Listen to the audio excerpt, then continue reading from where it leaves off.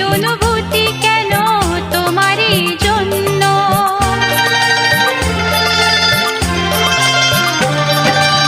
ভালোবাসা সত্যি নাকি বলো স্বপ্ন?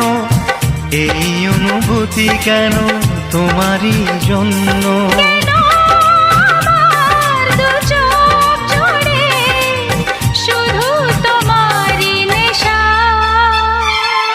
এ ভালো লাগা কাছে আসা, এরই নাম ভালোবাসা।